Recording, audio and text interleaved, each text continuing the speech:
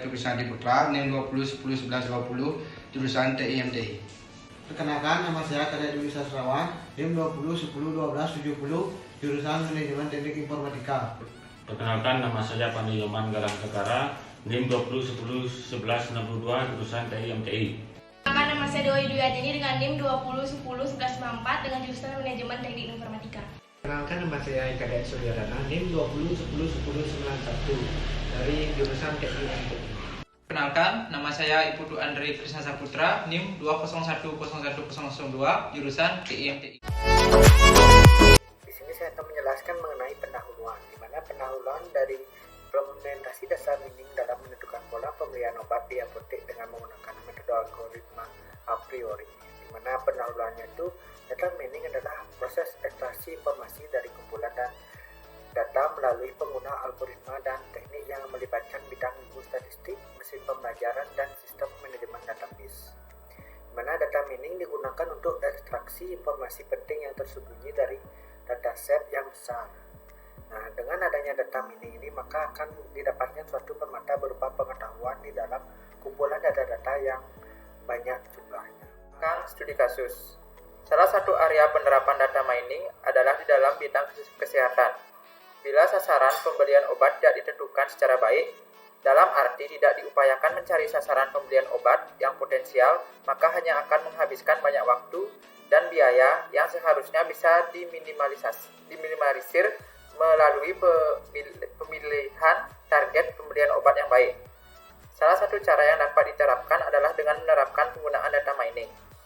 Algoritma a priori adalah algoritma pengambilan data dengan aturan asosiatif atau association rule untuk menentukan hubungan asosiatif suatu kombinasi item. Associative rule yang dimaksud dilakukan melalui mekanisme perhitungan, support, dan confidence dari suatu hubungan item. Sebuah rule asosiasi dikatakan interesting jika nilai support adalah lebih besar dari minimum support dan juga nilai confidence adalah lebih besar dari minimum confidence. Algoritma a priori ini akan cocok untuk diterapkan bila terdapat beberapa hubungan item yang ingin dianalisa. Salah satunya yang bisa diterapkan adalah di dalam bidang kesehatan dan penentuan pola pembelian obat. Dalam persaingan di dunia bisnis, khususnya industri apotek, menuntut para pengembang untuk menemukan suatu strategi jitu yang dapat meningkatkan penjualan obat. Salah satu cara mengatasinya adalah dengan tetap tersedianya berbagai jenis obat yang dibutuhkan oleh konsumen. Untuk mengetahui obat apa saja yang biasa dibeli oleh konsumen, penerapan algoritma a priori dapat membantu dalam membentuk kandidat kombinasi item. Kemudian dilakukan pengujian apakah kombinasi tersebut memenuhi parameter support dan confidence minimum yang merupakan nilai ambang yang diberikan oleh pengguna. Jika memenuhi parameter support dan confidence, maka hasil tersebut dapat membantu dalam penentuan pola pembelian obat dan membantu tata letak obat berdasarkan kecenderungan konsumen membeli obat.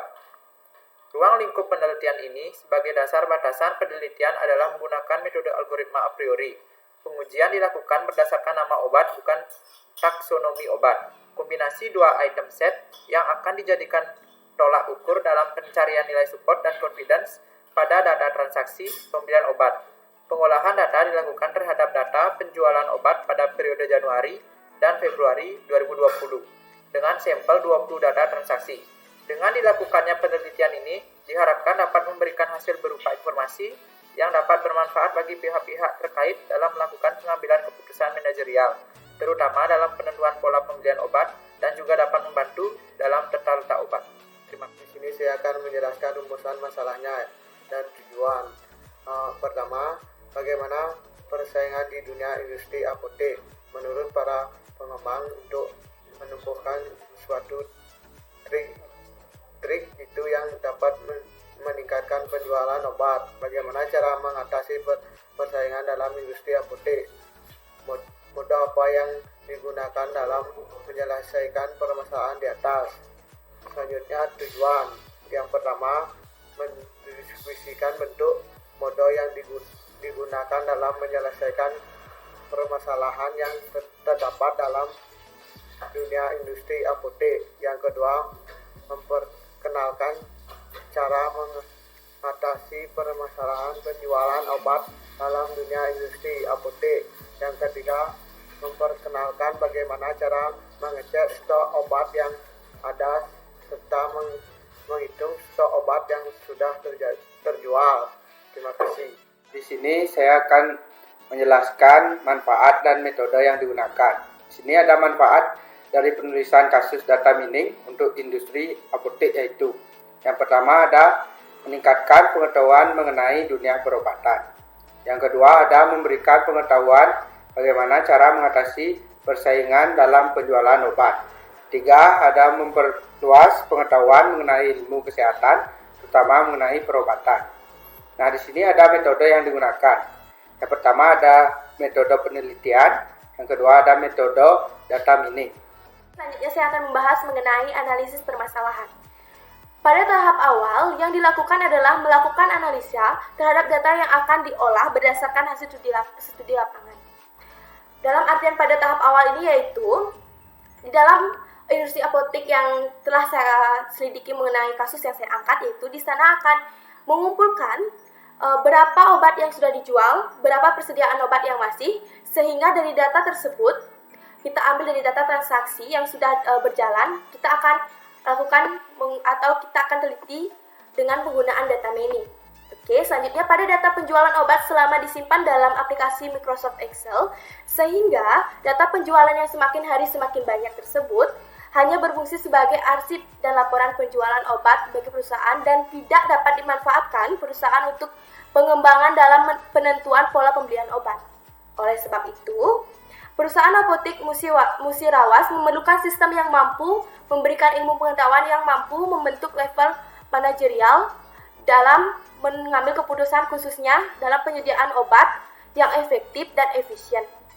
Dalam artian, data transaksi yang sudah dilakukan itu hanya dapat disimpan sebagai arsip, akan tetapi untuk mencegah terjadinya kehilangan atau untuk memajukan manajemen penjualan obat tersebut, apotek ini akan melakukan bagaimana cara memanajemen yang baik, yaitu menggunakan data mining. Oke, setelah itu penentuan pola pembelian obat sehingga obat yang paling sering dibeli tersebut dapat menjadi acuan untuk mengembangkan strategi dalam pola penentuan pembelian obat.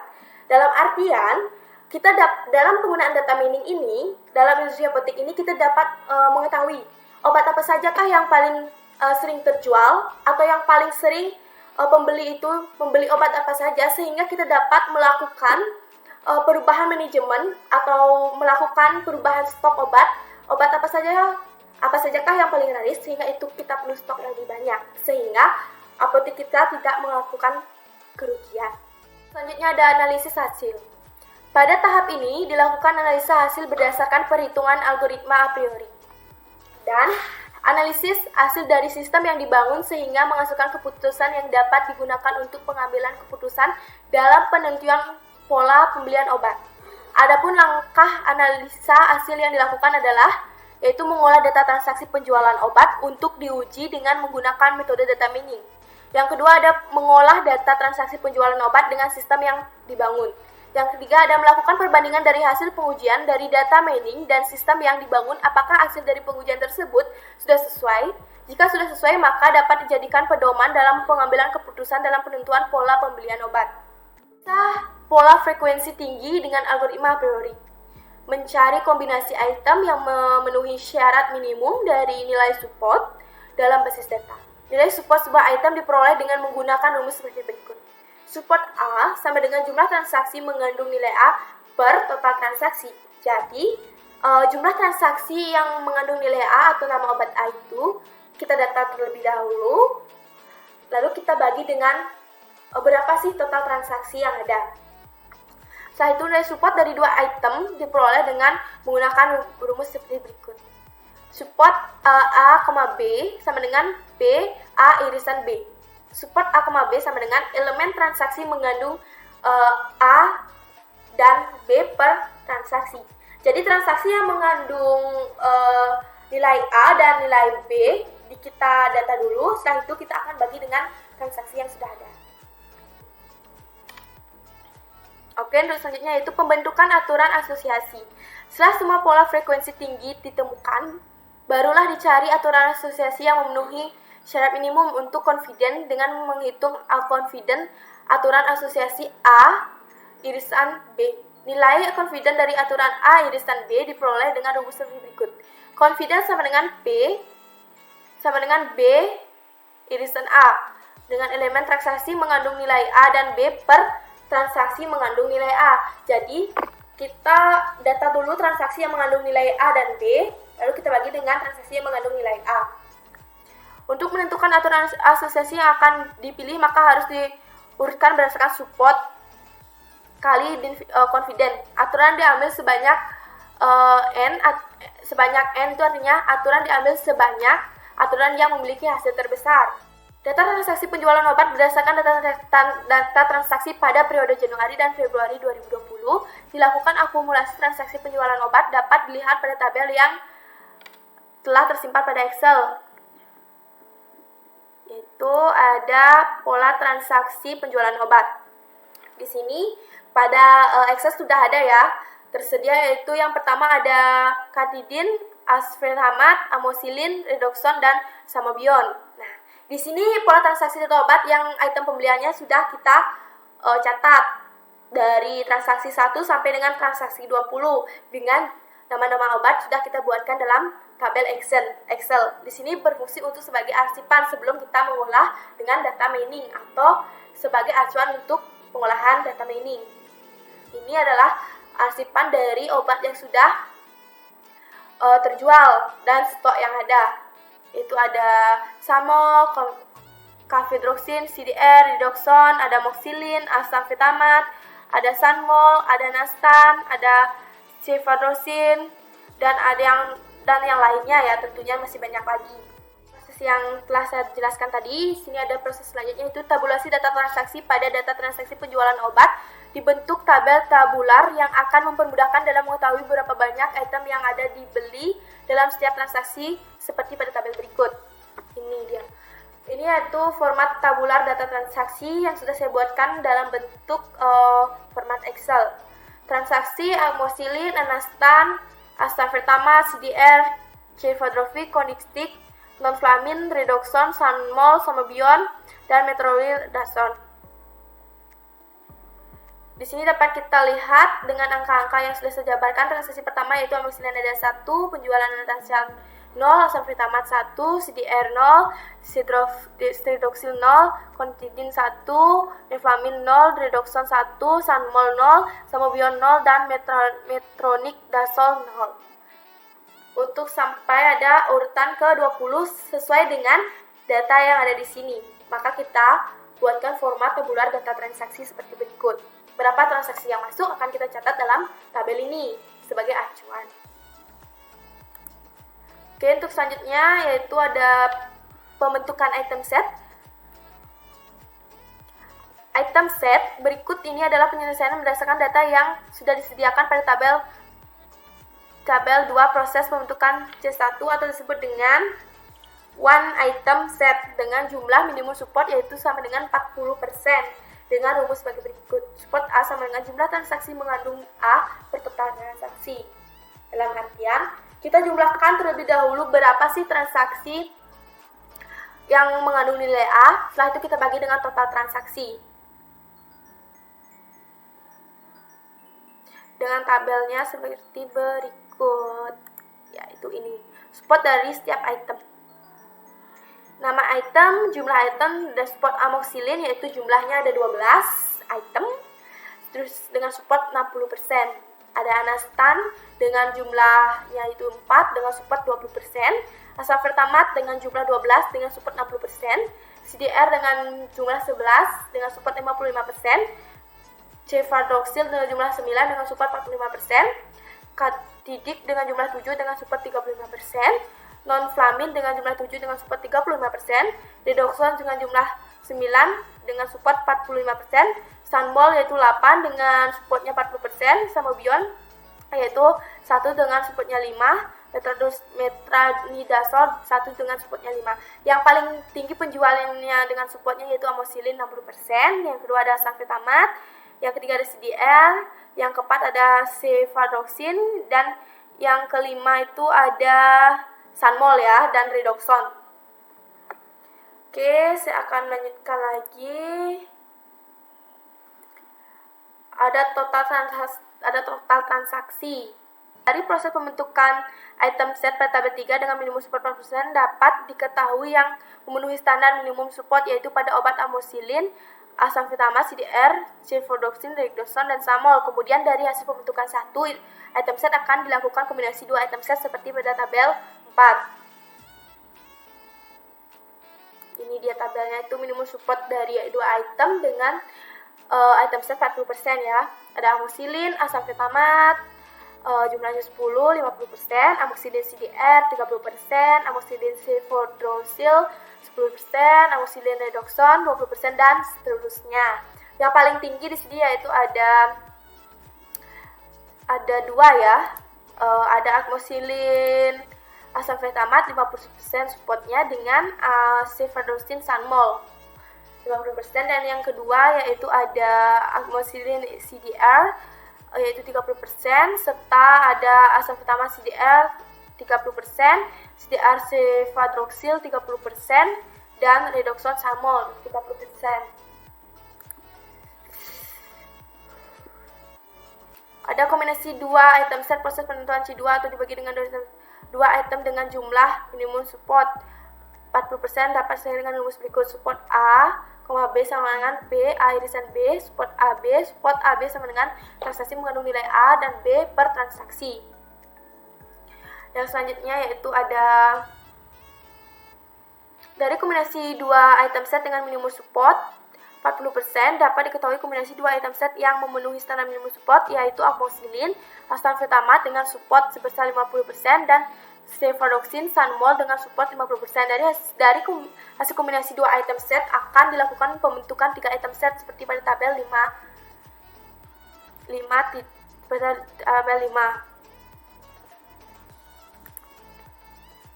Ini dia. 3 item set itu ada amoxicillin, asam fetamat, ceftriaxone, ada amoxicillin, asam fetamat, Sanmol, amoxicillin, ceftriaxone, Sanmol, asam fetamat, ceftriaxone, Sanmol. Oke, saya akan melanjutkan lagi. Kombinasi 3 item set. Proses pembentukan C3 atau disebut dengan 3 item set dengan jumlah minimum support 40% dapat diselesaikan dengan rumus berikut. Support A, B, elemen transaksi mengandung nilai A, B, dan C per transaksi. Karena kombinasi 3 item tidak ada yang memenuhi nilai support 40%, seperti yang sudah saya jelaskan, ini hanya ada 10% dan 5%, maka tidak ada yang memenuhi. Jika ada yang memenuhi, maka akan tampil seperti 50% ke atas. Itu juga sudah disebut dengan memenuhi. Jika di bawah itu seperti 10% dan 5% dapat dikatakan belum memenuhi. Oke. Setelah itu ada pembentukan aturan asosiasi. Setelah semua pola frekuensi tinggi ditemukan, barulah dicari aturan asosiasi yang memenuhi syarat minimum untuk confident dengan menghitung confident aturan asosiatif A, B, minimum confident 7% dengan nilai confident aturan yang diperoleh. Dengan rumus confident B irisan A, transaksi mengandung nilai A dan B per transaksi yang mengandung nilai A. Berdasarkan tabel 6, obat yang paling sering dibeli oleh konsumen adalah ceftriaxone, Sanmol, amoxicillin, dan asam fetamat. Dengan diketahuinya obat yang paling sering dibeli konsumen, maka perusahaan dapat menyusun strategi dalam penentuan pembelian obat untuk menjaga ketersediaan obat yang dibutuhkan. Konsumen juga dapat mengatur tata letak obat berdasarkan kombinasi obat yang terbentuk. Ini dia ya, ada aturan dan confidence-nya. Jika pembelian amoxicillin, maka membeli asam fetamat dengan tanggal 12 September dengan jumlah 75%. Jika membeli ceftriaxone, maka harus membeli Sanmol, yaitu pada 9 Juli dengan jumlah 77,77%. Proses analisa yang telah dilakukan maka digambarkan dengan sistem yang akan dibangun bertujuan untuk menentukan kerangka aplikasi yang melibatkan karyawan dan pimpinan dalam proses pembentukan pola pembelian obat. Dalam proses ini akan dijabarkan secara detail pada diagram level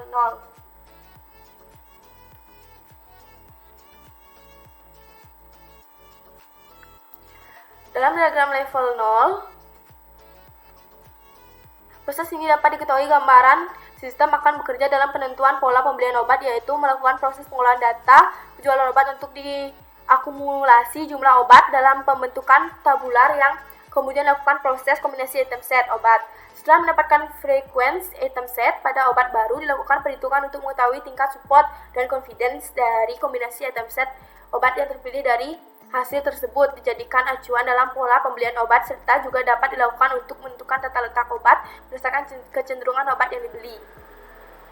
Ini diagramnya, yaitu ada data penjualan obat, penjualan, kode transaksi yang digunakan, tanggal penjualan. Setelah itu ada kombinasi, aturan dari kombinasi, tanggal kombinasi. Setelah itu ada perhitungan. Perhitungan itu dilakukan dengan data alternatif. Di sini ada juga laporan per tanggal, laporan penjualan. Setelah itu diserahkan kepada pimpinan yang memiliki apotek. Nah, itu akan mengimplementasikan sistem dari hasil perancangan data flow diagram. Dapat dibangun rancangan sistem sesuai dengan algoritma a priori. Dari data transaksi penjualan obat dapat dilakukan aturan asosiasi. Lihat pada gambar 6, sebanyak 20 data transaksi dilakukan pembentukan item set. Ini saya akan melanjutkan. Dilihat pada gambar 6, sebanyak 20 data transaksi dilakukan pembentukan item set. Tadi pembentukan kombinasi ini akan dilakukan kombinasi 2 item set, dapat dilihat pada gambar 6. Ada proses perhitungan data transaksi, yaitu amoxicillin, nama obat 1, nama obat 2, dan rule atau garisnya. Jika membeli amoxicillin, maka akan membeli anastan dengan jumlah kombinasi yaitu 3, confidentnya 3/12, dan seterusnya, seperti data yang sudah dijabarkan seperti ini. Oke. Melihat dari hasil pengujian penggunaan algoritma a priori, maka sistem akan diuji dengan minimum support dan minimum confidence yang sama. Untuk melihat kesesuaian hasil yang ada pada sistem, dapat dilihat pada gambar 7. Dimasukkan nilai minimum support sebesar 50% dan minimum confidence sebesar 70%. Maka hasil dari pembentukan asosiasi pada algoritma a priori dan hasil pembentukan asosiasi pada sistem memperoleh hasil yang sama, yaitu 1. Jika membeli amoxicillin, maka membeli obat asam fetamat dengan confidence 75%. 2. Jika membeli cefadroxil, maka membeli sanomol dengan confidence 77%. Hasil dari pembahasan dari proses perhitungan dengan algoritma a priori pada tabel 6 dan dari perhitungan dengan sistem yang dibangun, ditentukan nilai minimum support 50% dan nilai minimum confidence besar, maka dihasilkan kecenderungan obat yang dikonsumsi, yaitu kita akan lihat lebih dulu hasil perhitungan itu. Perhitungan dengan algoritma a priori. Jika membeli obat amoxicillin, maka membeli obat asam fetamat dengan confidence-nya 75%. Itu hasilnya. Jika membeli cefadroxil, maka membeli sanomol dengan confidence 77%. Yang kedua itu ada perhitungan dengan sistem yang dibangun. Jika membeli amoxicillin, maka membeli obat asam fetamat dengan confidence 75%. Jika membeli cefadroxil, maka membeli sanomol dengan confidence 77%. Ini hasilnya, yaitu perhitungan dan hasil sudah saya jabarkan. Dari pengujian menggunakan algoritma a priori dan menggunakan sistem yang dibangun menghasilkan nilai yang sama sesuai dengan minimum support dan minimum confidence yang telah ditentukan. Dari hasil tersebut, maka sistem ini dapat membantu pola pembelian obat berdasarkan kecenderungan obat yang dibeli konsumen yang terdiri dari 2 item set obat. Kemudian, dari hasil pengujian ini juga membantu pihak karyawan dalam mengatur tata letak obat yang terdiri dari 2 item set obat secara berdekatan untuk memudahkan karyawan dalam mengetahui keberadaan obat. Oke, sudah saya jabarkan dalam bentuk tabel bagaimana pembelian obat yang baru. Jika membeli obat amoxicillin, maka akan membeli obat asam fetamat. Jadi setiap pembelian satu obat itu, maka akan juga harus membeli obat yang lainnya.